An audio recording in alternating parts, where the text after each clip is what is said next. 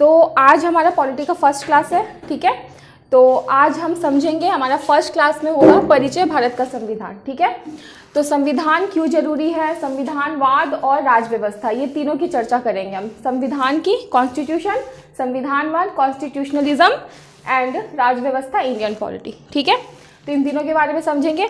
तो इसको समझने के लिए सबसे पहले हमको ये समझना पड़ेगा कि हम रहते कहाँ हैं। तो हम कहाँ रहते हैं, जल्दी बताइए। इंडिया में तो रहते ही हैं, पर रहते कहाँ हैं?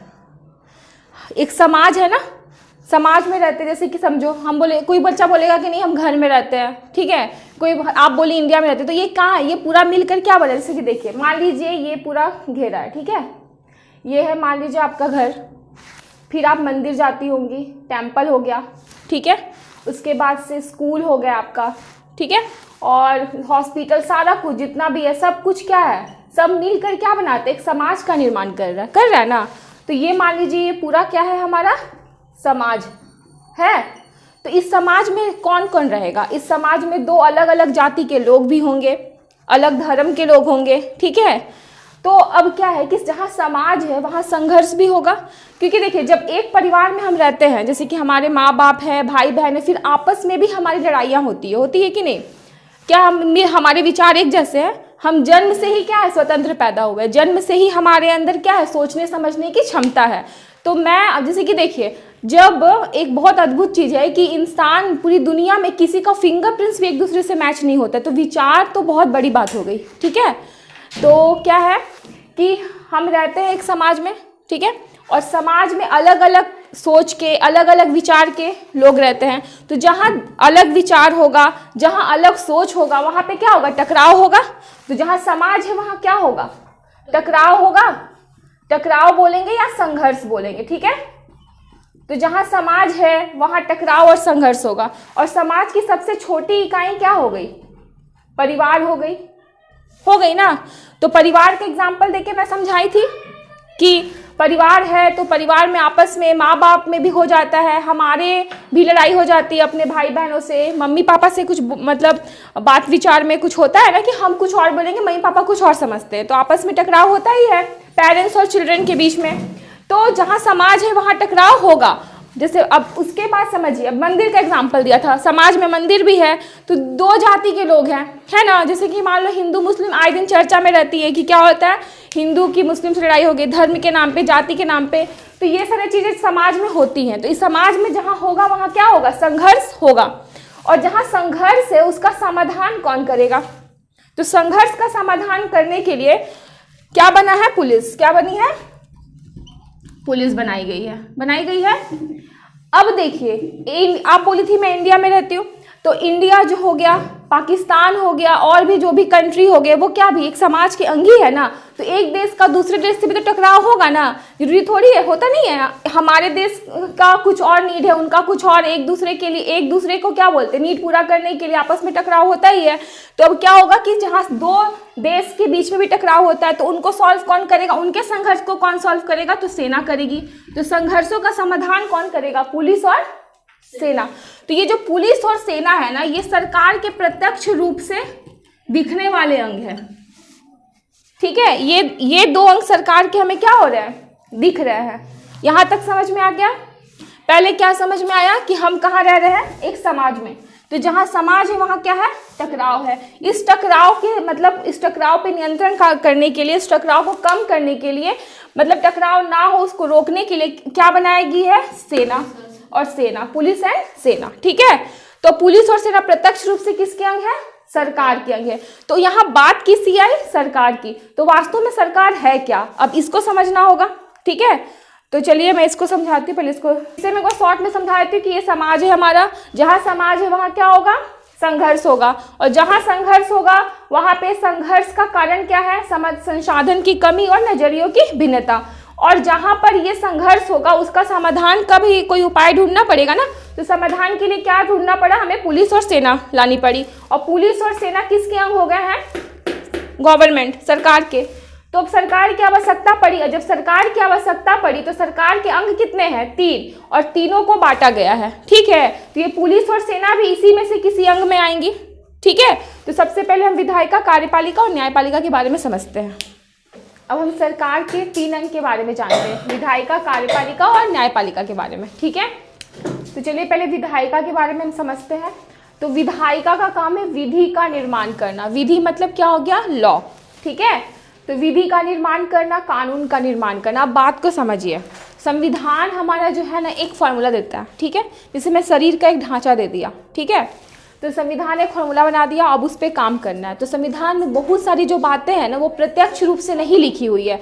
जैसे कि मान लीजिए, जैसे कि लिखा हुआ है मौलिक अधिकार जो है आर्टिकल 12 से 35। ठीक है, तो जीवन, आर्टिकल 21 में क्या बोला है? दैहिक स्वतंत्रता, जीवन जीने का अधिकार दे रहा है। तो बस इतना बोलकर संविधान वहाँ साइलेंट है। अब कैसे दे रहा है, नहीं दे रहा है। ठीक है, जैसे कि निर्वाचन आयोग की स्थापना करनी, निर्वाचन आयुक्त होगा, संसद का उसमें चुनाव होगा, राष्ट्रपति उपराष्ट्रपति का चुनाव होगा, यहाँ बोल के संविधान क्या हो गया? साइलेंट हो गया है। ठीक है, तो वहाँ पे क्या होगा ना कि वहाँ पे उसकी व्याख्या कौन करेगा? अब वहाँ पे साइलेंट हो गया है, तो जाहिर सी बात है कि 2 पार्टी के बीच में या फिर किसी भी व्यक्ति के बीच में उस मुद्दा को लेकर विवाद होगा। मान लीजिए संविधान में जैसे बोला कि एक निर्वाचन आयुक्त होगा। ठीक है, उसके हिसाब से क्या होगा? संसद में चुनाव कराए जाएंगे, राष्ट्रपति उपराष्ट्रपति का चुनाव कराया जाएगा। मान लो मेरी पार्टी सत्ता में अभी। ठीक है, तो हम अपने हिसाब से नियम और कानून लगाएंगे क्योंकि संविधान वहाँ पे क्या है? साइलेंट है।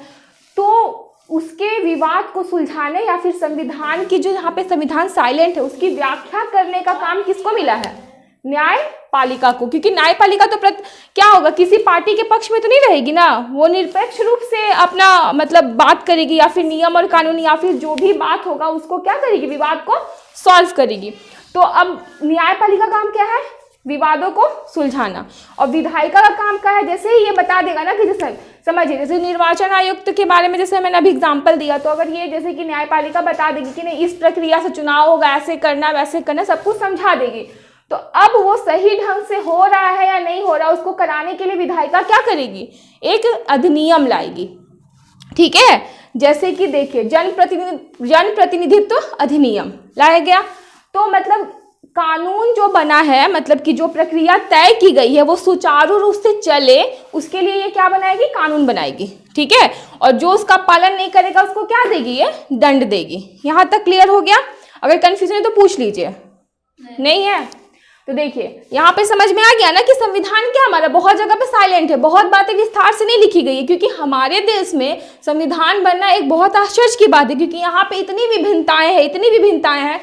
आप जम्मू कश्मीर से लेके साउथ तक चल जाइए, आपकी विभिन्नता हर 10 कदम, हर मतलब एक गांव से दूसरे गांव जाइएगा ना तो बोली में चेंज आ जाता है, आता है कि नहीं? फिर वहाँ के रहन सहन में चेंज आ जाता है। तो इतना चीज़ डिटेल से लिख पाना संविधान के लिए पॉसिबल था ही नहीं। तो संविधान बहुत जगह क्या, संविधान एक ढांचा बना दी है, ठीक है, एक फॉर्मूला बना दी है। अब वहाँ पे जो विवाद होता है, वहाँ पे जो साइलेंट है, जो समझ में नहीं आता है, क्लियर नहीं है, तो वो कौन सुलझाता है? न्यायपालिका। अब जब ये हर तरह का प्रक्रिया बता देती कि ऐसे होगा वैसे होगा, तो उसको क्रियान्वयन करने के लिए, उसको पालन करवाने के लिए विधायिका क्या बनाएगी? अधिनियम बनाएगी, ताकि वो काम हो। ये नहीं कि ये संविधान में लिखा हुआ है, ये प्रक्रिया बता दिया, बाकी लोग ऐसे बैठे हैं, उसको काम करवाना है, ठीक है, तो विधायिका अधिनियम बनाएगी। यहाँ क्लियर हो गए ना? अभी जब ये अधिनियम बना देगी कि इस अधिनियम से ऐसे होगा वैसे होगा, तो ये कार्यपालिका का काम क्या है? उसका पालन करवाना, ठीक है। तो देखिए ये विधायिका के क्या हो गए? राज्यसभा लोकसभा किसमें आ गया? विधायिका के अंग हो गए। स्टेट में विधानसभा विधान परिषद किसके अंग हो गए? विधायिका के अंग हो गए। यहाँ तक क्लियर हो गई है एकदम अच्छे से? अब यहाँ पे समझिए, अब कार्यपालिका के बारे में हम समझते हैं। तो जब ये अधिनियम बना तो इसका काम, अधिनियम बना दिया गया कि हाँ अगर ये इस अधिनियम का पालन नहीं होगा, ठीक है, तो ये दंड होगा। तो ये क्या करेगा? उस अधिनियम का पालन करवाएगा लोगों से, ठीक है। तो ये इसका एक काम, महत्वपूर्ण काम है। और दूसरा इसका महत्वपूर्ण काम क्या है कि ये नीति का निर्माण करता है। नीति का निर्माण मीन्स पॉलिसी इन इंग्लिश, ठीक है। तो पॉलिसी कैसे हो गया? जैसे स्वच्छ भारत मिशन था ना हमारा, तो देखिए पॉलिसी और अधिनियम में अंतर समझिए। देखिए अधिनियम के हिसाब से जैसे कि बोला गया कि जनप्रतिनिधित्व अधिनियम, ठीक है, मतलब हर, अगर एक मान लीजिए गवर्नमेंट बोला कि हर व्यक्ति को वोट देने का अधिकार है, ठीक है, तो अगर मान लीजिए, और यहाँ पे पॉलिसी बनाई गई है क्या? स्वच्छ भारत अभियान, ठीक है। तो स्वच्छ भारत अभियान के तहत क्या था कि आपको अपने देश को क्या रखना है? स्वच्छ रखना है, ठीक है। मान लीजिए कि अगर एक पॉलिसी बनाती है, ठीक है, कि सभी बच्चों को 8 से लेके 10 बजे तक पढ़ाई करनी है। गवर्नमेंट एक मान लीजिए पॉलिसी लाती है, तो आप उसको पढ़ो या ना पढ़ो आपकी मर्जी। वो एक पॉलिसी लाई समाज के कल्याण के लिए, तो पॉलिसी क्यों आती है? समाज के स्तर को थोड़ा और ऊपर बेहतर बनाने के लिए। समझ में आया? तो जैसी सरकार आएगी अपनी वैसी पॉलिसी लेकर आएगी।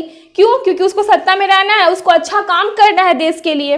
लेकिन सारा कुछ उस संविधान के अंदर रह के ही हो रहा। मान लीजिए बेटी बचाओ बेटी पढ़ाओ ये सब आया था ना, तो वो सब क्या था? समाज के उत्थान के लिए गवर्नमेंट क्या ला रही है? पॉलिसी ला रही है। ठीक है, अब बेटी पढ़ाओ है बेटी बचाओ है, बहुत लोग नहीं पढ़ा रहे आज भी बेटी को, तो गवर्नमेंट ढूंढ ढूंढ कर उसको दंड तो नहीं ना दे रही है। समझ में आ रहा है ना? लेकिन अगर अधिनियम का आप उल्लंघन करेंगी तो आपको तुरंत क्या मिलेगा? दंड मिल जाएगा।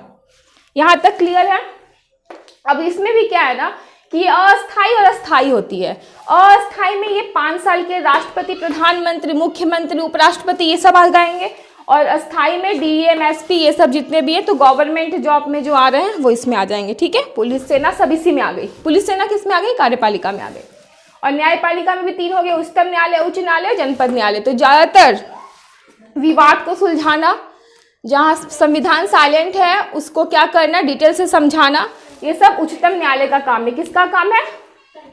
उच्चतम न्यायालय का। तो यहाँ तक आप लोग क्लियर हो गई? इसमें कोई डाउट हो तो पूछ लीजिए। तो चलिए बताइए, विधायिका का काम क्या है?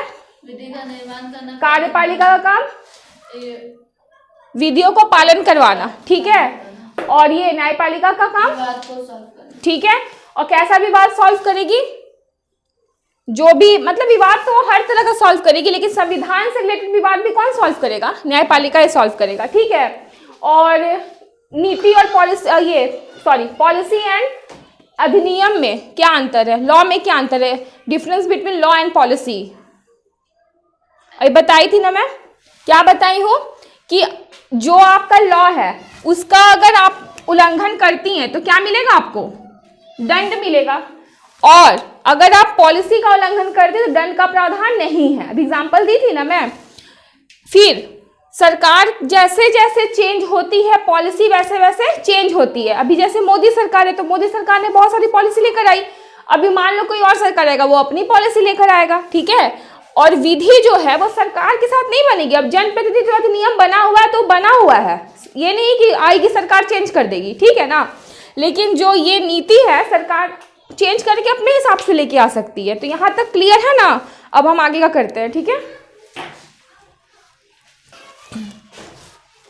तो देखिए सरकार के 3 अंग तो आप पढ़ चुके हैं, विधायिका, कार्यपालिका और न्यायपालिका। तो अब हम समझेंगे कि सरकार क्या एक देश में संघर्ष को खत्म करने के लिए क्या सिर्फ एक सरकार जरूरी है? क्या सरकार रहेगा तो सारा प्रॉब्लम सॉल्व हो सकता है? अभी मैं उसको समझाती हूँ। तो देखिए सरकार तो म्यांमार में भी है, वर्मा, ठीक है, ईरान में भी है। ठीक है, तो म्यांमार में जो सरकार है ना वहाँ सेना का शासन है, वहाँ भी संविधान। ठीक है, पर वहाँ शासन कौन कर रहा है? सेना। शासन तय कर रही है सरकार के 3 अंग, विधायिका, कार्यपालिका और न्यायपालिका में कौन जाएगा कौन रहेगा। ठीक है, तो सेना सब कुछ तय कर रही है वहाँ पे। ठीक है, तो अब समझिए, और ईरान में भी किसका शासन है? धार्मिक नेता का शासन है। तो सरकार तो वहाँ भी है विधायिका, कार्यपालिका, न्यायपालिका। ठीक है, तो वहाँ पे भी सरकार, लेकिन कौन तय कर रहा है कि विधायिका, कार्यपालिका, न्यायपालिका में कौन जाएगा? तो धार्मिक नेता तय कर रहे हैं। वहाँ पे आप इतनी आज़ाद नहीं है कि जैसा मन करे वैसा कपड़ा पहन लेंगे। आपको धार्मिक नेता यहाँ पर, जैसे भारत में आपका जो मन करता, आप किसी भी धर्म से रिलेट करती हैं तो आप जैसा मन वैसा कपड़ा पहन सकती हैं। आपको कोई नेता हो, कोई भी धर्म ग्रंथ गुरु हो, नहीं रोकने वाले। क्यों? क्योंकि यहाँ पे हमें क्या मिली हुई है? आज़ादी मिली हुई है। ठीक है, लेकिन यहाँ पे क्या है? यहाँ पे ऐसा नहीं है, यहाँ पे सेना सर्वोच्च है।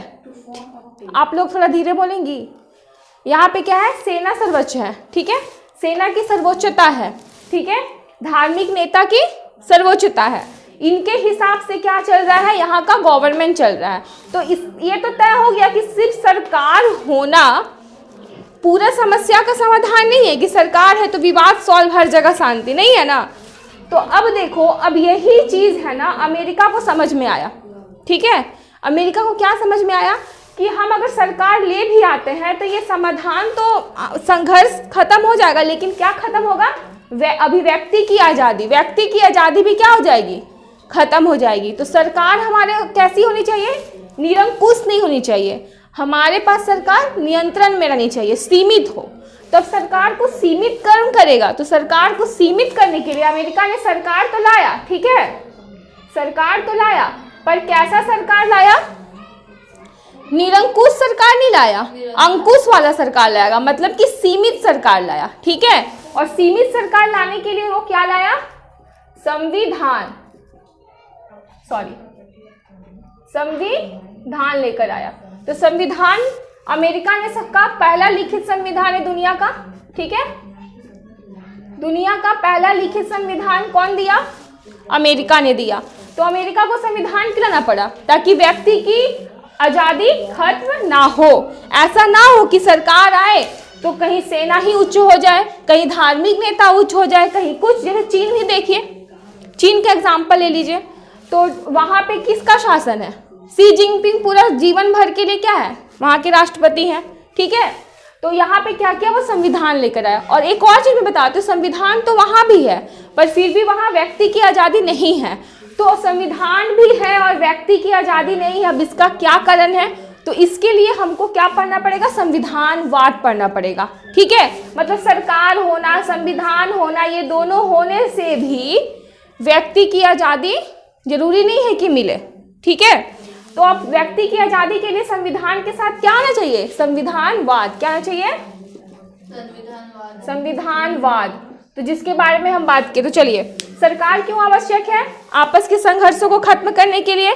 संविधान क्यों आवश्यक है, सरकार पे नियंत्रण लगाने के लिए, नियम कानून बनाएगी, इसके अंदर रह के सरकार को काम करना होगा, इसलिए संविधान आवश्यक है। लेकिन संविधानवाद क्यों आवश्यक है, तो व्यक्ति की आज़ादी के लिए आवश्यक है। ये तीनों पॉइंट क्लियर हो गया। तो अभी संविधानवाद है क्या, इसके बारे में हम चर्चा करेंगे, ठीक है। तो चलिए हमें बताते हैं। तो अभी मैंने संविधानवाद की बात की, तो संविधानवाद को समझाने से पहले संविधान के कुछ इंपॉर्टेंट फैक्ट को मैं पहले समझा देती हूँ। तो संविधान है क्या, संविधान सर्वोच्च विधि है। विधि का मतलब हो गया अधिनियम। तो अधिनियम से मतलब क्या है कि संविधान को पालन कराने के लिए अधिनियम आता है। तो संविधान अधिनियम से भी बड़ा है, इसलिए संविधान क्या है, सर्वोच्च विधि है। कभी कभी क्वेश्चन आता है संविधान है क्या, तो सर्वोच्च विधि, ठीक है। अब संविधान का महत्व क्या है, तो संविधान और में क्या उल्लेख किया गया है, तो संविधान का महत्व इसलिए है कि संविधान में सरकार के तीनों अंगों की शक्तियों का वर्णन है, विधायिका की, कार्यपालिका की, न्यायपालिका की शक्ति का वर्णन है, ठीक है। अब और उसमें क्या है, नियमों का दस्तावेज है, ठीक है। संविधान क्या करता है, विधायिका, कार्यपालिका, न्यायपालिका की शक्ति बताता है। साथ ही संविधान क्या कर रहा है, सरकार को सीमित भी कर रहा है, नहीं तो सरकार क्या हो जाएगी, निरंकुश हो जाएगी और सरकार अपनी मनमानी करना स्टार्ट कर देगी। उसके बाद नागरिकों की स्वतंत्रता को अधिकतम करता है। संविधान नागरिक की अभिव्यक्ति की आज़ादी की बात करता है। तो संविधान का महत्व हम 3 रूप से यहाँ पर देख चुके हैं। अब हम बात करते हैं संविधान की आत्मा के बारे में। तो संविधान की आत्मा प्रस्तावना, मूल अधिकार और निर्देशक तत्व है। ये 3 हो गए हमारे संविधान की आत्मा। अब संविधान में है क्या, तो नियमों का दस्तावेज है, ठीक है। अब संविधान में अनुच्छेद है, भाग है और अनुसूची है। तो अनुच्छेद कितने हैं, 395। ऐसे करके ABCD करके बहुत सारे हैं, तो वो आपका इंक्लूड होते जाता है। तो ये ऐसे मूल है 395, ठीक है। और भाग, तो भाग है 22। लेकिन भाग होता क्या है, इसके बारे में भी हम जान लेते हैं। तो एक ही समान के अनुच्छेद का संग्रह भाग कहलाता है। समझिए, जैसे कि एग्जाम्पल में भाग 3 मौलिक अधिकार से रिलेटेड है। तो भाग 3 जो है 12 से 35, आर्टिकल 12 से 35 में मौलिक अधिकार के बारे में बताया गया, फंडामेंटल राइट्स के बारे में, व्यक्ति की मतलब यहाँ पे व्यक्ति की स्वतंत्रता, समानता, तो फंडामेंटल राइट्स के बारे में बात हो रही है। तो टोटल 12 से 35 में व्यक्ति की फंडामेंटल राइट्स के बारे में बात हो रही है, इसीलिए इसको किस में रखा गया, एक ग्रुप बनाकर रखा गया है। तो एक भाग में डाल दिया गया भाग 3। तो भाग समझ में आ गया होगा, एक समान के जो अनुच्छेदों का संग्रह होता है उसको हम भाग बोलते हैं, ठीक है। अनुसूची क्या है, तो कई अनुच्छेद के विस्तार की आवश्यकता पड़ी, इसीलिए अनुसूची बनाई गई है। जैसे कि समझिए, बहुत सारे जो अनुच्छेद है ना, आर्टिकल्स है, वो क्लियर नहीं है, तो उसके हमें विस्तार और उस अधिक विस्तार की आवश्यकता पड़ी थी। इसीलिए हम एक पेटी बनाए, एक बॉक्स बनाकर उसमें उसका विस्तार किए हैं, इसीलिए उस पेटी को हमने क्या बोला, अनुसूची बोला, ठीक है। तो पहले जो था मूल में 8 अनुसूची थी और वर्तमान में 12 है। तो संविधान के बारे में अनुच्छेद, भाग और अनुसूची को मैंने बता दिया। संविधान इंपॉर्टेंस क्यों है ये बता दिया। और संविधानवाद के बारे में हम कल बात करेंगे, क्योंकि आज बहुत ज़्यादा लंबा क्लास हो जाएगा। तो मिलते हैं फिर नेक्स्ट क्लास में संविधानवाद के साथ।